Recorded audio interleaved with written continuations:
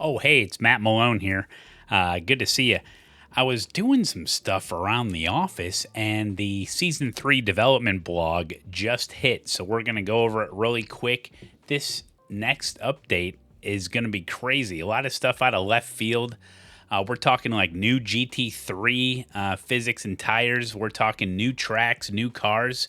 Still no UI update for the in-sim UI, but let's just go over some of this here. So we did get some word on this new track, The Bend, from a previous development update. Well, this is going to be in the new update coming up here. The Bend, it's super long track. It's in Australia. I don't know much about it. It says it should be good for, it's got some technical areas, some sweepers and stuff. I've been watching some onboard footage of it on YouTube. So it seems like a really good track. I mean, Australia, they know how to make tracks, okay? So we got The Bend is coming as a new track from the land down under. I guess it's officially called the Shell V-Power Motorsports Park. But I guess we'll call it The Bend, okay? And if you come up too fast, you might get the bends. No. So they're doing a bunch of, there's 3 different categories, like brand new tracks, and then other tracks that they basically redo completely. And then there's other tracks where they do like an art update.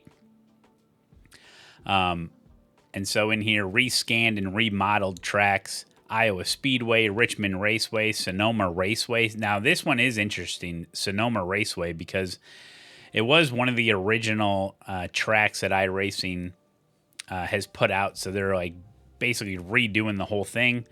Worldwide Technology Raceway. Charlotte Motor Speedway is there I'm using a new mic. Sometimes I bang on it. Charlotte Motor Speedway, is there a track that has been updated the most? I don't think so. And Charlotte is more significant updates because, I mean, it's just one of those tracks that they keep changing in real life. And then this is interesting, North Wilkesboro Speedway. Now, if you don't know the story, basically Dale Jr. Worked closely together with iRacing to like basically scan the old track into the game as like basically like a digital preservation project. And since then, they actually got the track IRL up and going, and it's on the NASCAR schedule. And so they did a lot of work, obviously, on the track and the facilities. So they go back and rescan the whole thing. So we should get an updated version of North Wilkesboro. If you're a big oval fan, that should be pretty exciting. And then like the other category is refreshing and upgrading some tracks based on the original data. But now that they have better tools within the sim, they are able to basically utilize the raw data a little bit better to get a refresh, just better graphics. And I know they got that whole texture thing that affects a lot of the lighting. So you're going to see a lot of that kind of stuff come out. It says, they've done like over 30 tracks refreshing. So that's pretty cool. And, you know, it's one of those things where iRacing is so old that a lot of this stuff has been just on the sim for so long. And when technology gets better and your tools get better, you gotta basically keep up to date on all this stuff. You know, you gotta re-update it all. So on to cars. So this kind of threw me for a loop. I mean, we haven't seen any of this. So we all know about the Ferrari Challenge. It's a D-Class series. Everyone goes there to get safety rating because it's such a clean series. They're getting rid of the GT3 car in there, and we're getting a new car. It's the Ferrari 296 Challenge car, and this thing is like fully freaking bored out, man. I'm telling you, this thing, it has none of the restrictions of the GT3 class. This thing is absolutely insane. Here's some footage that I found. It's just everything that Ferrari has to offer, and you get it full on. So this thing's super fast. It's got huge brakes on it. It should be a lot of fun. So expect Ferrari Challenge to be absolutely insane. I'm excited to try it because I liked the original 488 GT3 Ferrari. Then they changed to the 296 GT3. And so I'm excited to try this one out. Should be a lot of fun. So I think this is what it is. Ferrari 296 Challenge review. Okay, driving the fastest 296 that money can buy. There you go. Well, you can buy it too on iRacing. Anyway, so that's really cool. This should be interesting to try that out. Brand new Ferrari, man. Okay, keeping on going. And then, oh, yeah, so, and for all you oval fans out there, we have something completely different. We're happy to share the previously announced Gen 4 Cup Car project has been completed and is ready for release, and all will be releasing 2 packages, the 2003 Chevrolet Monte Carlo and the 2003 Ford Taurus. This is back in the day, 2003 variants. Now, also, they had to implement something because the way the aero is completely different, like per track or something, that it completely messes with the actual paint job. So they have like 2 different templates. But this is an interesting implementation and going forward where maybe they'll just make it standard where you could run different paints based on the track. I don't know, but that's what they have to do for this car, these new cars, because I guess the aero package on it is so different from track to track that it actually changes the paint template. So that's pretty interesting for all you oval fans out there. I don't know too much about that. So then, while we're only getting started. So let's explore the car and car class overhauls. So they're updating the Indy car, new steering wheel, whole bunch of stuff like that. We're getting to the good stuff. Don't worry. New audio. Look at this guy. He's recording audio. And a bunch of stuff with the NASCAR Cup stuff. Yeah, they're always updating that kind of stuff. So this is the big one. Our most significant car project this season was a whopper that spanned 6 months of intensive development, a comprehensive redevelopment of our entire GT3 race car class. Now, I, for one, if you know me, am excited for this because I feel like in the last couple of seasons, the entire GT3 car class is just... something happened, okay? And I don't like it. And I just kind of got away from GT3. Just the cars just felt so bland, and you feel like you had to be like a robot just under driving it the entire time. They just weren't fun. They had no character. But this could be changing everything. I think we need to put a quarter in the gamer muscle was right jar again. A lot of this stuff. Anyway, so it's a very significant thing they're doing. They're starting with new tire model. It's updated, same kind of deal as the GTP. We're talking aero. We're talking the way the car handles. I mean, this is a complete overhaul. So I'm sure a lot of setup shop owners and esports teams will just love to have to relearn everything, but they're good at that stuff. Yeah, right. I mean, just a whole bunch of stuff. How the car handles in a spin. Also, if you happen to spin and then basically the car is undrivable afterwards because of the tires, now they've reduced that so you can get back up, getting after a race pace soon after a spin or any type of massive spike to the temperature of the tire is not going to affect you horribly. But yeah, just a huge list of stuff that they're doing to the GT3 cars. To sum things up, with our now more realistic model, GT3 cars in iRacing will drive far better at the limit, and if you go over the limit, the driving experience is more accurate and enjoyable, and we can't wait to share this work with you in a few weeks. They're proud of it. I'm excited. I really am. We got Lotus 79 rain tires. Oh, man. And Super Formula is going to have rain. The F4 has received full dry and wet tire rework. That's huge. F4 is huge. Very popular. The BMW M4 has been upgraded to the Evo version. You don't have to do anything. It's going to update automatically. They updated steering wheel. I mean, there's just so much stuff, and it was kind of I wouldn't say the last update was kind of a dud, but the last update was kind of, okay, this and that, and not too much stuff, and some back-end stuff, and they've got a lot of projects, a lot of long-term projects are working on in the background, and it's like, okay, so I didn't know what to expect here. I thought it could be big or another dud or, some more back-end stuff, but it seems like it's pretty big. Yeah, and they still haven't quite worked out the hybrid system for the GTP cars.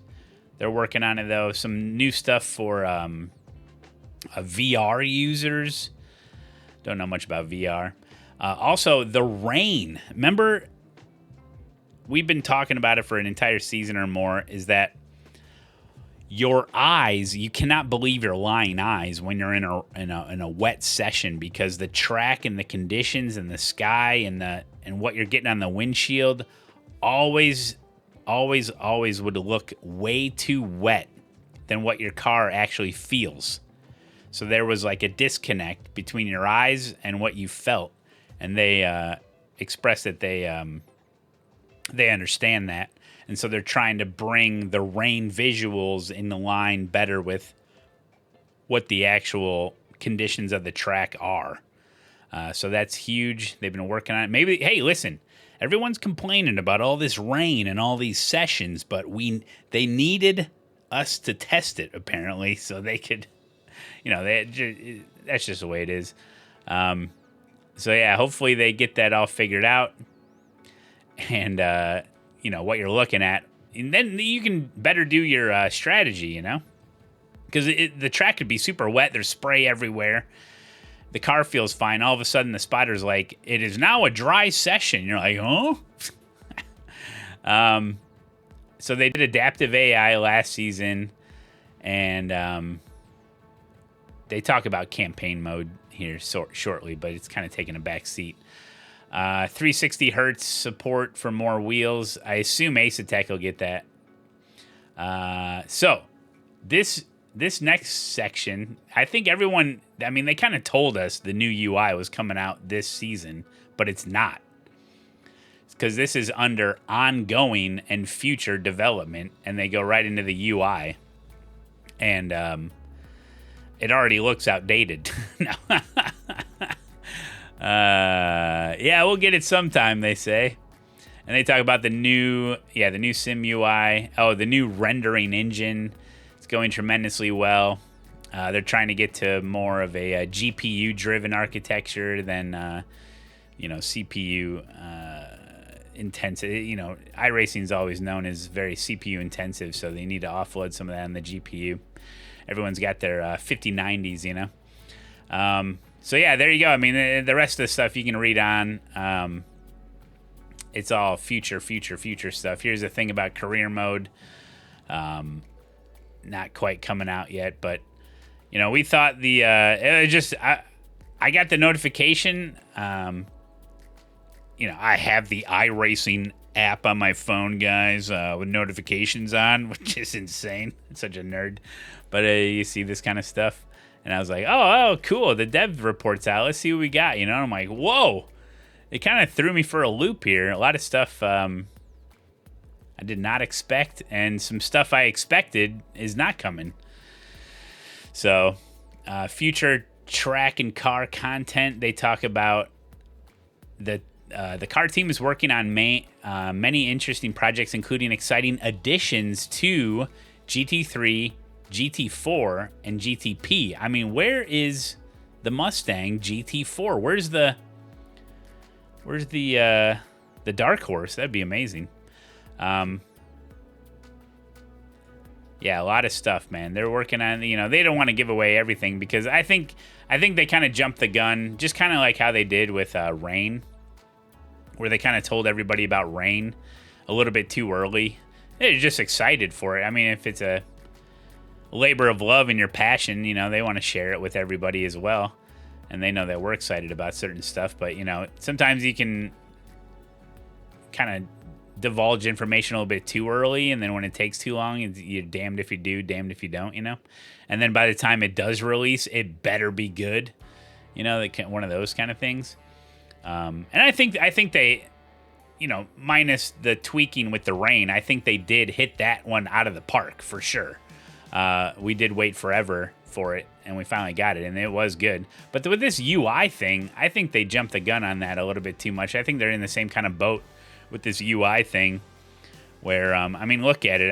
It's like, okay, it's just some different colors, like round, like, okay, it's like, it's not like earth shattering from what I see. These are the pictures that they decided to show. It's just like, okay,